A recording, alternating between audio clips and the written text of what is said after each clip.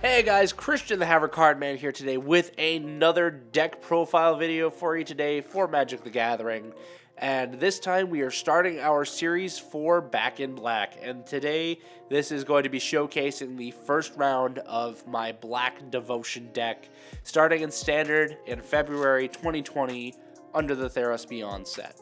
Or Theros Beyond Death set. And this deck is mostly using Theros Beyond Death, I'll be honest. I don't really have many cards from War of the Spark or Throne of Eldraine. So this is kind of what we're playing with right now. It's not the best version it can be, but I will be upgrading it and rearranging it as Standard rotates. So definitely be prepared to get a series on this and just kind of see how this deck evolves as time goes on. So we will go ahead and start off today. And also, if you guys enjoy this content, be sure to hit that like button and the subscribe and bell notification down below so you can stay uploaded on all future content like this, as well as booster box openings and our other deck profile series actually for the standard format, which is our This Grass is Greener deck, which is my pure green devotion deck currently, but it's just overall a powerhouse. Definitely go check it out. Link down in the description if you want to go check it out. So starting off today, we'll start off with our lands. We are running 21 swamps and 3 plains. I know that probably sounds a little weird since I am playing Black Devotion, but there is a little splash of white in here that is actually kind of essential to the deck. So having those 3 extra lands, you'll see why it's only 3 later on, is actually really handy to have in this deck. Plus, it's just more mana, and I really just love this art style, so I couldn't resist having all Theros Beyond Death lands, and it was well worth it. So total of 24 lands there. Once again, 21 black, 3 white. All right, so we'll start off with like the main part of this deck. So the main focus of this deck is to turbo out and repeatedly play this guy, Gray Merchant of Asphodel. Super evil. And I actually remember him being in my first deck back when I started Magic in I want to say like 2012-ish, 2013-ish, back in the previous Theros set. And all he is a 3 colorless, 2 black, 2/4 body. When he enters the battlefield, each opponent loses X life, where X is your devotion to black, and you gain life equal to the life lost this way. So really, the main goal of this deck is turboing out devotion for this guy to soul drain your opponents and just take all of their life and give it all to you. So if you're playing like a 3 or 4 man game, this guy is just overpowered.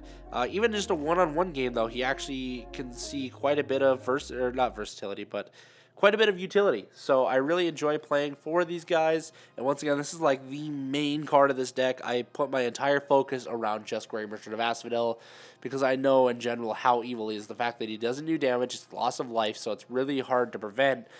And the fact that you don't even need to really worry about attacking. This is actually kind of a defensive deck, I'll be honest, which is weird for me to play in terms of black because whenever I've played black, it's always been like a super aggressive playstyle. But I like this kind of more laid-back, defensive, let me just suck your life away sort of build. And that definitely shows in my next playset of cards, which is our 4 copies of Underworld Dreams. And we are running that one beautiful foil copy of Underworld Dreams on top. You better know it. I do plan to get more in the future if possible. But yeah, so this card, it's another 3 devotion to your field because it's just 3 black to play. That's all it is. So it's another 3 devotion for your Gray Merchant, and then at the beginning, or whenever an opponent draws a card, Underworld Dreams deals 1 damage to that player. So if you've got all 4 of these on the field at once, every time they draw for turn, that's 4 damage. That is a 1/5 of their life points just gone from 1 set of cards. If not that, even if you're just playing against a deck that likes to draw a lot, this card is just insane. It just really good all around. It is just an enchantment though, so it's not like having another body on the field. So there's not really any ways to protect it. But it's also not as easy to get rid of just enchantments, I guess, except for Theros. It kind of is because there's a lot of enchantment removal right now. But you know what? No one's playing it, so we'll just go with it. We're also playing 2 Teameret, Chosen from Death, another 2 black devotion on your field, just 2 black to cost, with 2 power, and then X toughness, where X is your devotion to black. So another devotion card, you can, once again, this is a really defensive deck. So if you just get one of these guys out, usually you'll get a pretty decent amount of devotion, so you'll have like a 2/8 on the field, no problem. And then you can also pay 1 colorless and a black to exile 2 cards from any graveyard or from any graveyards, and then you gain 1 life for each creature or card exiled this way. So if you really need life right away, you can exile creature cards from graveyards, or if your opponent's just trying to recover something from a graveyard or use like a flashback mechanic or whatever, for whatever reason, you can get rid of it right away. So super handy there, just really all around good card. Only need 2 though because it is a legendary creature, so you can only have 1 on the field at a time. I like having a second one though, so I can see it a lot quicker, or I at least have like the option to get another one if the first one gets destroyed. Next up, we are running 2 Nightmare Shepherds. I really want to get 2 more of these guys because it actually combos really well with our Grey Merchant of Asphodel. So it's a 4/4 flyer for 4 drops. So just 2 colorless and a 2 black for a 4/4 flying body. So you can easily get aggressive with this deck if you really need to. Like I said, I do want to get 2 more copies of these guys if possible. I'm not sure what I'd take out for it if I do. But its effect is whenever another non-token creature you control dies, you may exile it. If you do, create a token that's a copy of that creature, except it's 1/1 and it's a nightmare in addition to its other types. So if your Grey Merchant dies for whatever reason, or you have ways to send it to the graveyard, there are a few ways in this deck to actually send it to the graveyard. And I do plan on adding a few more, like sacrifice a creature, you get this benefit or whatever. I do plan on doing that as well. I do need to mess around with this deck a little more, so do remember this is not the finished version of this deck, just kind of a starting point for this series. But if you do that, so whenever you create the token, then you get another Grey Merchant effect on the stack, and you can just get that Devotion all out back again. I'm not 100% sure if you actually get the Devotion from that Grey Merchant, because of the fact that it's a token, I don't believe you do, because there's no mana cost involved at that point. But either way, you're still getting a good amount of Devotion. And next up here, these are all just kind of like support cards or standalone cards that just kind of tend to help out the deck a little bit. We're running 3 copies of Grim Physician, just a 1-drop for a 1/1, and then when it dies, target a creature an opponent controls gets -1/-1 until end of turn.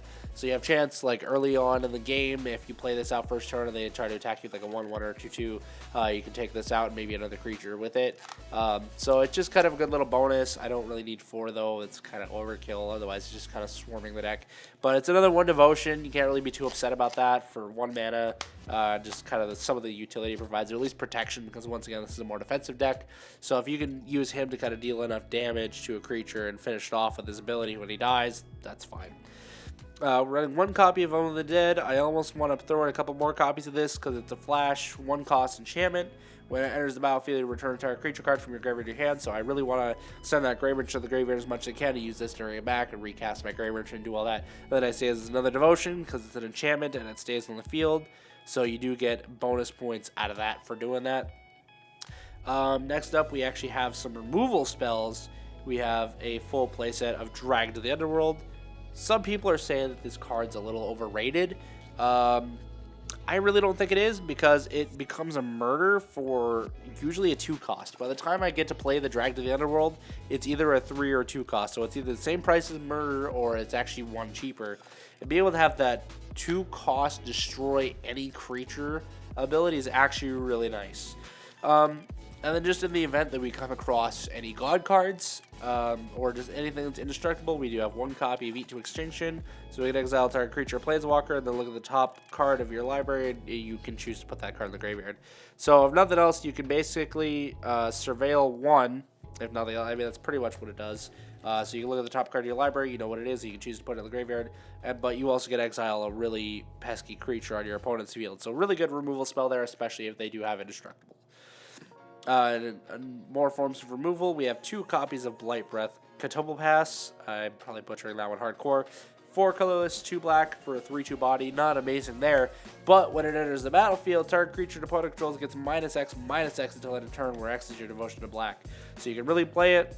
And most of the times, by the time you're able to play it, you'll have enough devotion on your field that you can take out whatever creature an opponent controls you want, unless they've got like an 18/18 creature for some reason, which at that point, it's just good to have them to at least weaken that down and be able to do something with that. So, or at that point, you just use a Drag to the Underworld on it.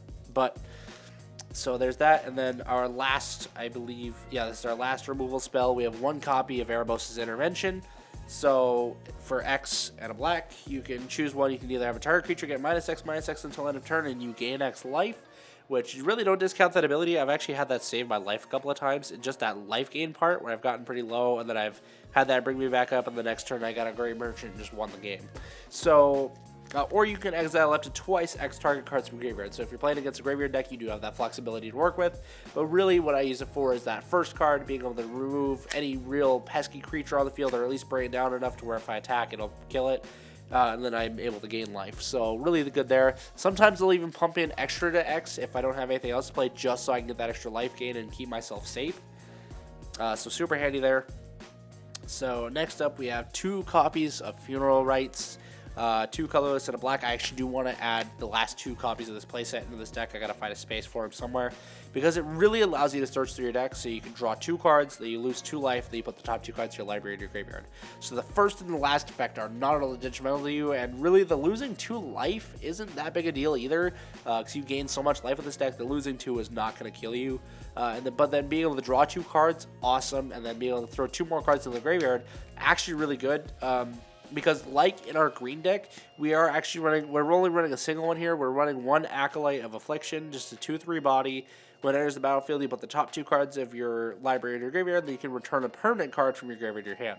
So if you play Funeral Rites first, you have it send cards to the graveyard, and then you drop your Acolyte of Affliction on top of that. You send 2 more to the graveyard, and then you can pull any permanent you want out of your graveyard and add it to your hand. So really just more recovery right there. I almost kind of want to run 2 of these and 4 of these. That's probably going to be low overkill, though. It's going to be hard to really find that space in here to do that. But you know what? That's honestly okay. So next up here, I was running 4 of these, but I had to cut it down to 3 because it was kind of bogging down my deck. 3 Rise to Glory. For 3 colorless, a white and a black. This is the reason that we play white in this deck. We can choose one or both. You can either return a target creature card from your graveyard to the battlefield, Gray Merchant. It's just another chance to be able to play him, sending him to the graveyard, and then paying the 5 to basically cast him from the graveyard. Or you can return an aura card from your graveyard to the battlefield, which I don't really have any auras in this deck, so that's not too big of a deal for me. That's totally fine where it's at. Just being able to put that creature back onto the field is super, super awesome. So that's it for those, and then last up here we have the artifacts for the deck. So, also again, like I did with the green deck, we are running 4 copies of Altar of the Pantheon. More devotion, and more devotion. That's what this deck really craves. And it's also a mana ramp, because you can tap it to add 1 mana of any color, so you can use it for black, or if you need the white for Rise to Glory, boom, there you go, you've got it. And you can sometimes get that life gain because you might sometimes have your demigod out, but that part's not really too relevant for this deck. It's mostly for the devotion and the mana ramp of this deck, super huge to have. And then last up here, we have 2 copies of our next Lotus, 4 colorless, enters the battlefield tapped. You choose a color, and then you can tap it to add an amount of mana of that color equal to your devotion to that color. So basically, if I've got 8 devotion to black out on my field, I can tap it, choose black, and then I gain 8 black mana. So super sweet there, super good mana ramp there. It is a legendary artifact, so you can only run 1 on the field, but you know, it's totally worth it. It's a really good artifact nonetheless. But yeah, so anyways, that's all we have for my black devotion deck today. I hope you guys really enjoyed this deck profile. It was kind of different for me. Like I said, I'm still working on this deck. There are still plenty of changes to be made to it. But as long as we have our boy Gray Merchant, which Theros Beyond Death did just come out as part of the standard set. So we will have quite a bit of time left to play with this bad boy and actually get a lot of fun out of him. So really excited to go to my local F&M and just destroy some people with this guy. So anyways, thank you guys again today for watching. It really means a lot to me for this channel just starting off, for all of you that are viewing these videos and actually supporting me. And if you guys enjoyed the content, be sure to hit that like button down below, hit the subscribe and bell notification for future uploads. And I hope to see you guys all in the next video. Peace out.